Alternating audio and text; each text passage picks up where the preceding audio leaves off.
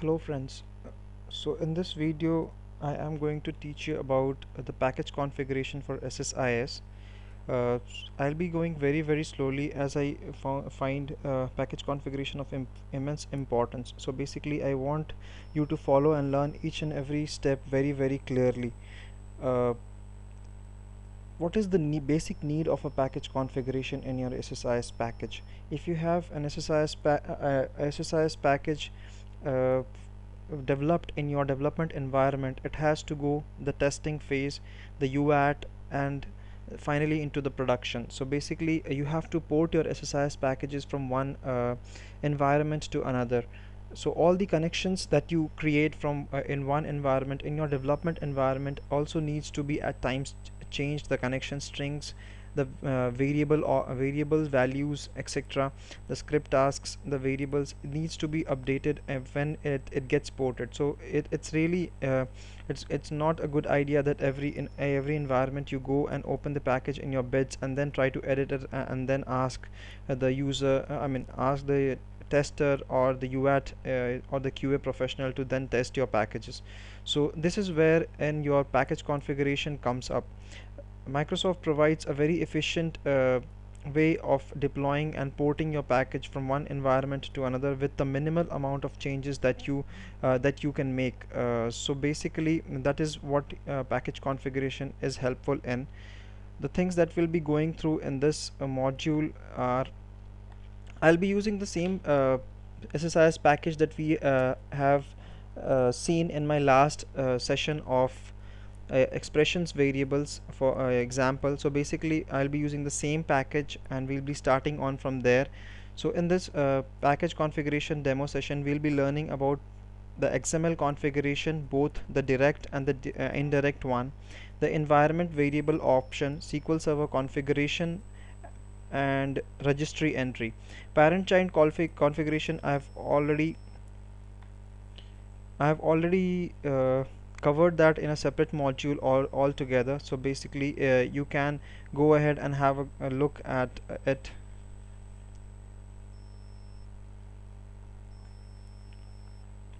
So let's start with the package configuration first one, that is we shall go ahead with environment variables and registry entry first, and then we'll look into XML direct and indirect, followed by the SQL Server configuration. Let's first run this demo package that we had. We'll start it from there on. So this was the package which I had used for my variables and expressions option. You can go ahead and take a look at that, and we'll be starting on from there. So if I run this package, this is actually nothing but a simple query that's being executed, formed and executed for transactions with the transaction date. So if I run this package, uh, it flashes the message of the number of orders placed for a product ID for a particular date. That's all. So if you want to know about this package in detail as per the development of this package, you can go ahead and take a look at my last video on variables and configurations, and thereon you can start into this package configuration. So for this we'll be just focusing and concentrating on package configurations option uh, available with SSIS bids development. So let me start up. So upfront I'll be using environment variables first of all. Environment variables is generally not used mostly, so but still we need to know about it. So basically if you go, I'll just close this. We'll start from the beginning. If I go on my computer and click on properties,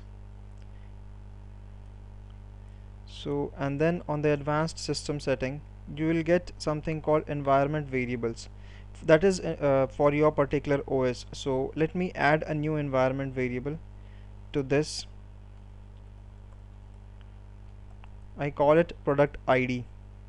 So I put it as 784, the value of the um, environment variable, and put it as OK. So now if I go back to the bids, remember if I go back to the bits, I'll not be able to see this environment variable loaded. So let me just close this first and reopen it after creation of this environment variable. Now if I go back and open the solution, and we'll start using the package configurations.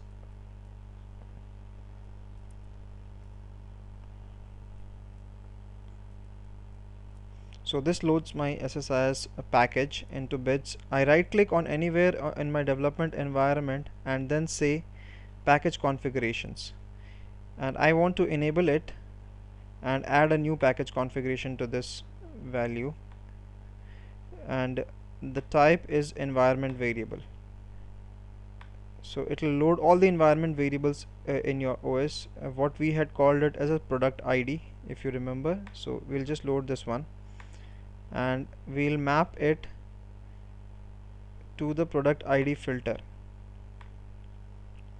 and value. We had given it 784 value, so it'll show close. Okay, so we have configured an your value for the variable. I mean to say your product ID filter value is actually will now be taken up from the environment variable. So this 799 that you see will be overridden at the runtime.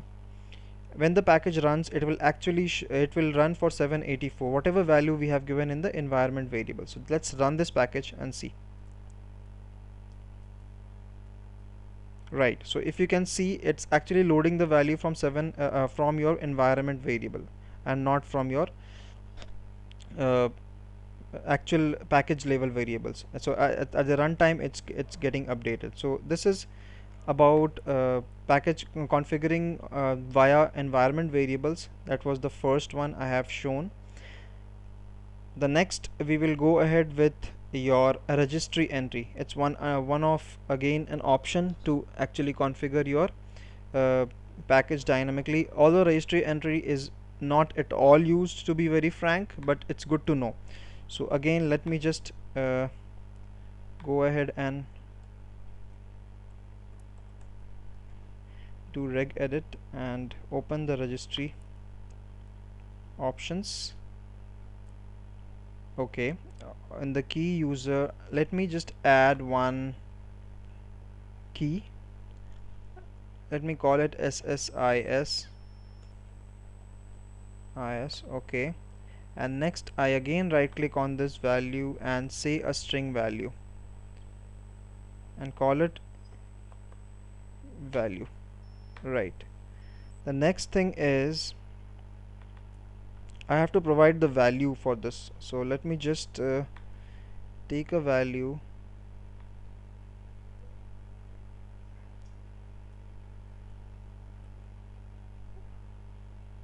and put it as, since it's string, let me just put the quotes as well. So that's your registry entry value. Now this value should actually be taken from your registry entry, I mean while your SSIS package runs, not from the variable.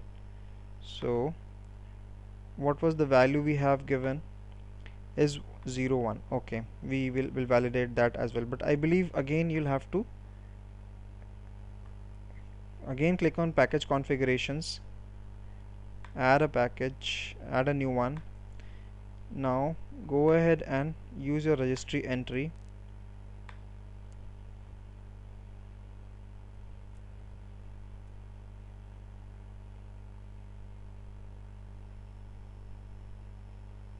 Next, we should map it to your value.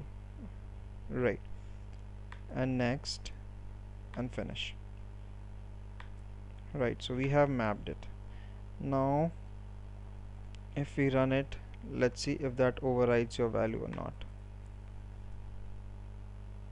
So we had given it for 01, so that's overriding. It's actually running for product ID 784 and 0901. So that's the value is being taken from your registry.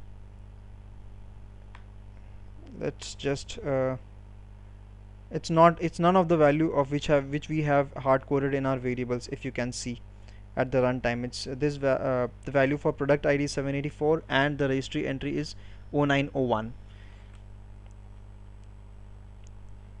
So these were the two ways of package configurations. The next and the important ones, if we call it so, is for XML configuration, which is generally used. So for that, let me just go ahead and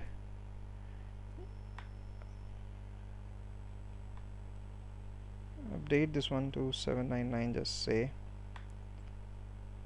Okay, and if just remember that if you are updating anything in environment variable, you'll have to reload your package again for that to reflect.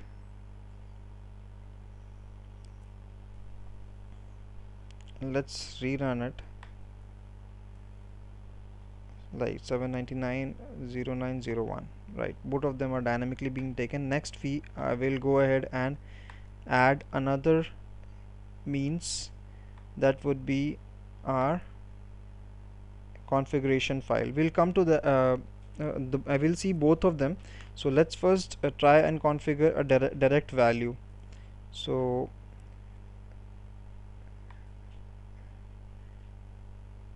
let's just say pkg fi config. So this will create a new package configuration, and what we want to map is actually none of the variables, but we want to map the connection string for your database. So if you see, we have mapped the connection string for your database. So we'll do next and say finish and close this. So if you now go and see in this in the solution, there'll be one more file with .dts config type. You can validate it by opening it in the Internet Explorer. It is an XML, so you can just check it. Yeah, so the property you see here is actually a database connection string. So we have defined the database source, that's the server name, the DB name, that's the catalog, and the connection string completely over here. So you can validate what all things you have actually mapped in your DTS config file. This is an XML file. So now what do I want to show you here is, let's just say I just change this value. I open this in you open this in Notepad and you change the catalog, which is the database name. I do not want to map it to AdventureWorks 2008 R2, but simple AdventureWorks, which I have in my database. So, and I save it and close it. Now we'll just look at the difference here. Okay, so it says it's hitting the AdventureWorks database and there are no records for product ID and date transaction. Next, let's just change it here again. Open with Notepad and we add it to 2008 R2 and we save it, and let's just close the package configuration XML and rerun our package. Right, so now it's hitting the 2008 R2 database and giving you the different count. So basically the connection string has changed. So what all things we have seen here, let me just reiterate. We have seen, first of all, we have seen environment variables, wherein we have mapped our product ID to be dynamically being taken from the environment variable defined on at the OS level. Next, we have seen the registry entry, wherein we have defined the transaction date via a registry entry in our OS. Again, the third, we have seen XML direct configuration. where we have created a package config variable, which is actually package configuration XML, which will actually hold the database connection, I mean your database connection where you are going to connect. So that will be again stored, so it's connected to R2 again. Next we'll just have a look at the indirect environment variables via environment variables. So for that, first what I do is I add an environment variable. Before that, give me a second. What I do is package configuration, I edit this one, and next let me just copy the path of this one. Right, so I'm good to go. Environment variables, let me just add a new one, call it config path.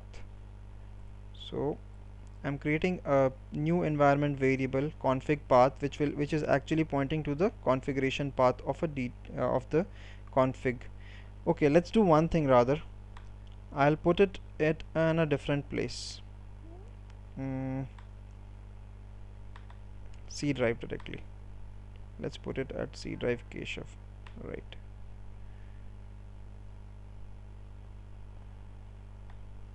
I'll put this package at C drive.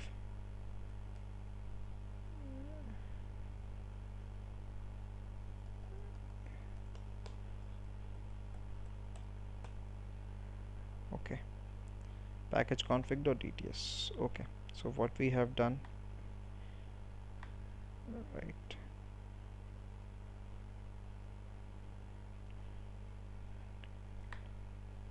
Let's just copy the package configuration from our solution. I'm cutting it here, and let me just paste it. Right, so I'm set here. Since we have added a new environment variable, again we need to close this and reload the package. Right.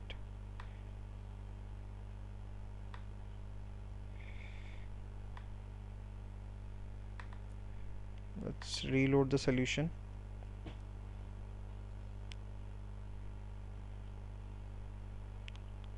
Right, click on the package configuration, edit this package configuration again.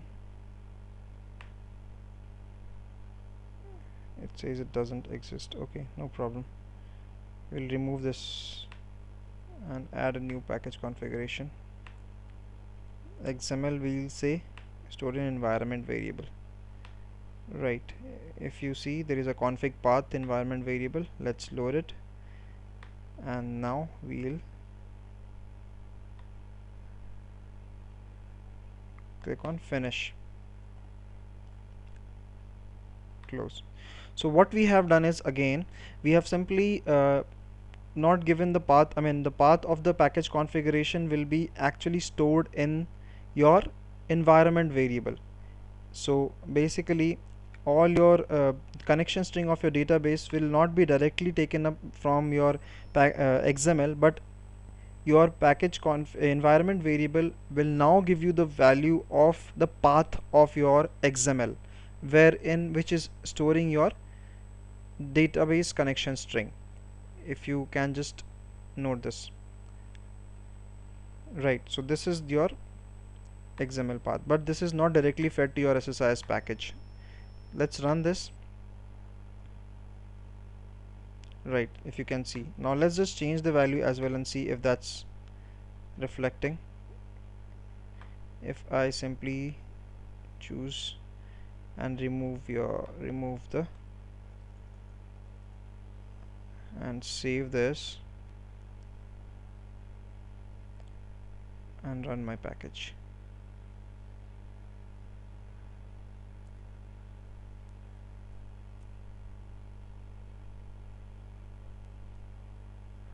It's reflecting perfectly fine. So That was XML configuration, direct and indirect. We have seen registry entry configuration, we have seen environment variable configurations. So the last one of all these items is the SQL Server configuration that we'll just start to see. Okay, so let's try and configure. For this, what we will do is we'll remove the registry entry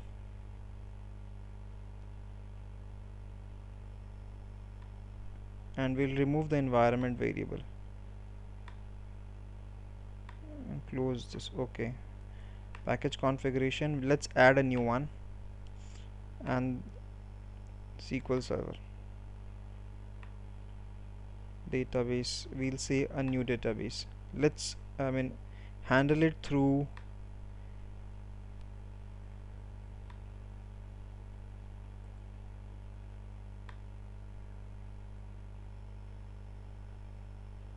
our test DB. Okay, we'll say a new table. So if you have a look, the SSIS will itself create a table. Now the important thing to look is it will create a table which are having 4 columns: configuration filter, configured value, package path, and configured value type. I'll explain each of them in detail for now. And let's create a filter of the name variable demo. Next, what all things we can map is the product ID, value, and the other variable filter was your date transaction value. So those are two things we are going to map into this.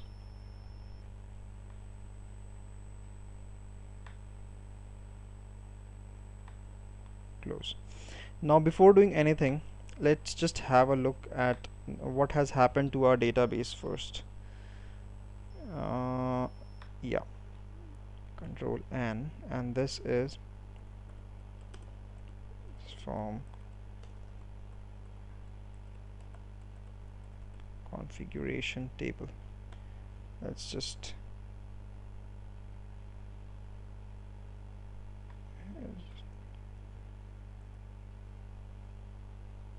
right. So if you have a look, there are 4 columns. There is this package path, right? Then there is the configured value. There is a configuration filter. I'll explain each of them. There is a data type also. Now if you take a look at your package, actually let me just close the entire thing, and this is one good thing that I want to show you is what is your SSIS package. Let me just open this.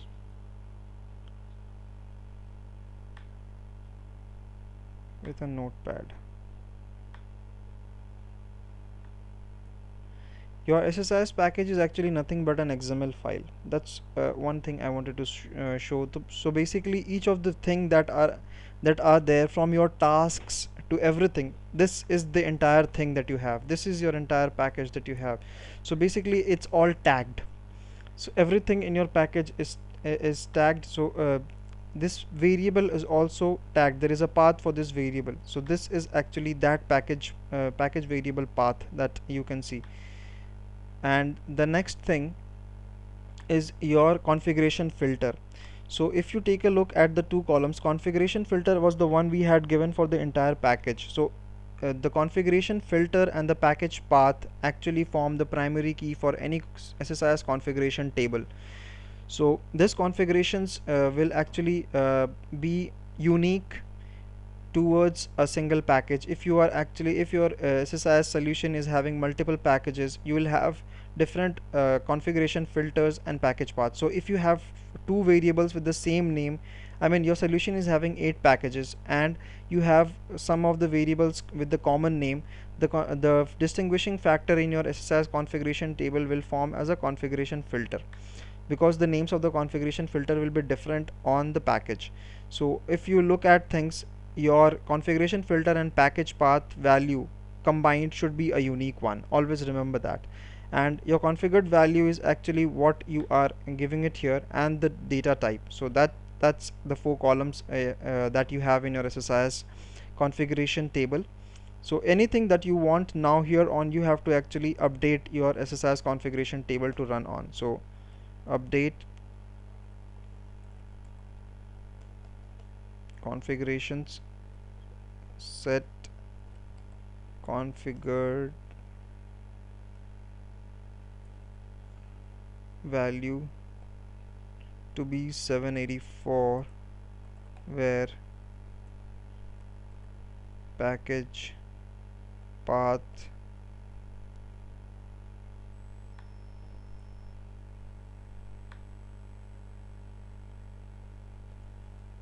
and configuration filter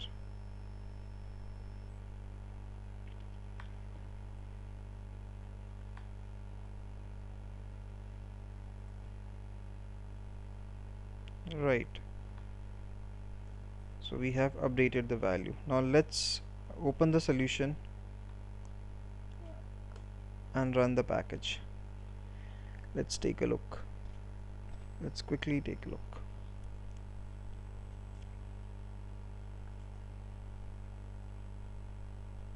So the connection string is again being taken care. Database connection string is been there is an indirect configuration from environment variable to XML, and for the two variable values we have removed the environment variable and the registry entry and directly put it into our SQL Server.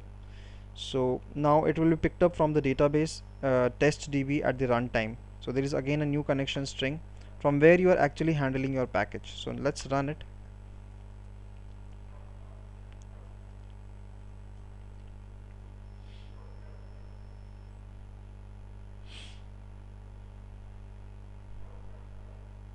Right, so it's running for your 784 configured value.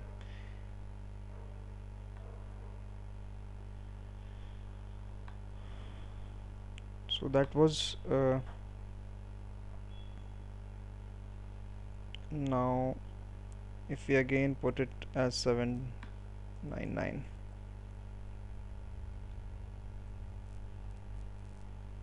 and rerun our package, let's see if that holds good.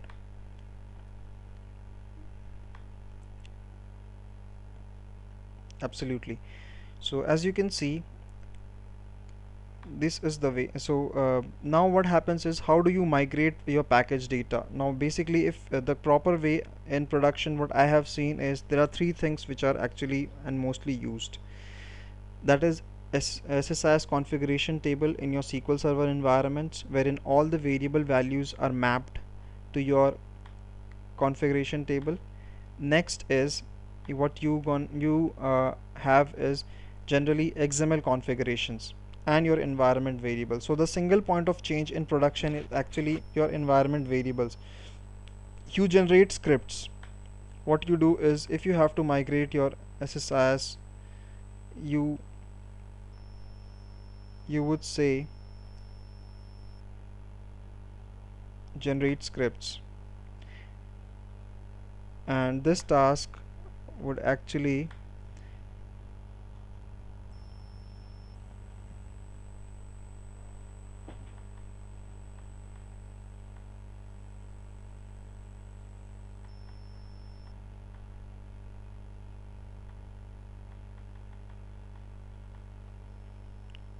the only thing that you need to change is script data also true, and then this would script the data of for the tables that you have in your database. So here in the migration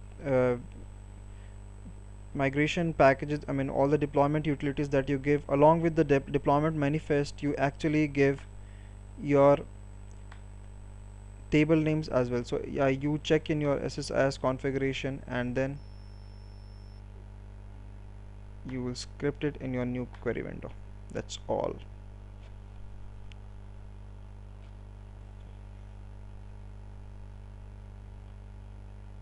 Right. So what you see is this will not only generate the script for your tables but also your values. So this is a file, this is a SQL file that you will also give it to your deployment guys who will actually deploy the package from one environment to another. So basically what the guy has to do is he has to take the script and execute it in his environment and the deployment manifest that he has. That's all. And based upon the values that you want, it'll simply change in, I mean, configure it through your SSIS configuration table and drive it from there.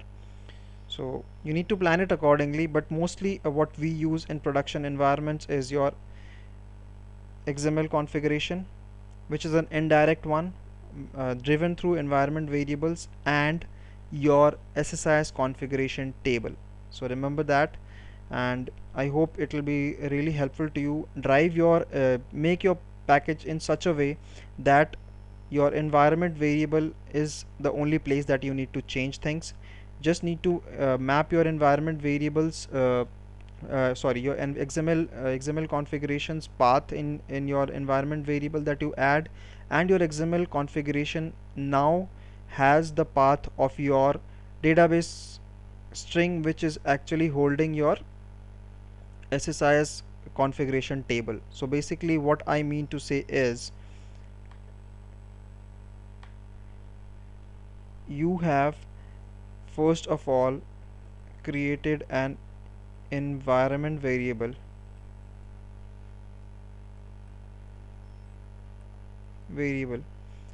right? This environment variable has the path of your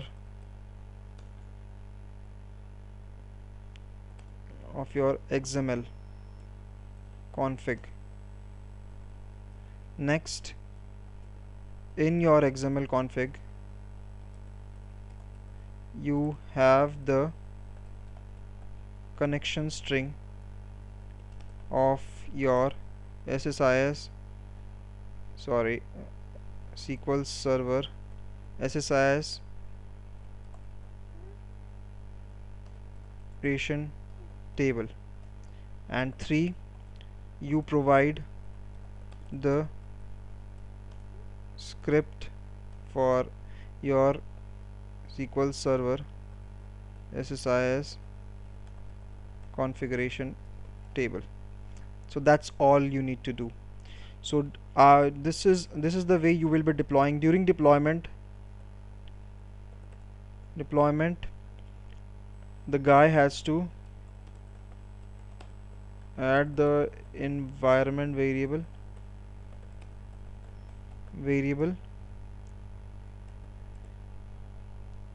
with the path of config. Next, has to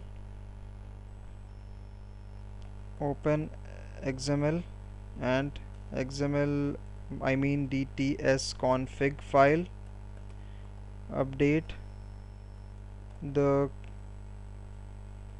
connection string of the SQL Server SSIS config table, and thirdly, at runtime, before running, he has to update the config table in SQL Server with the desired values. This will simply be it.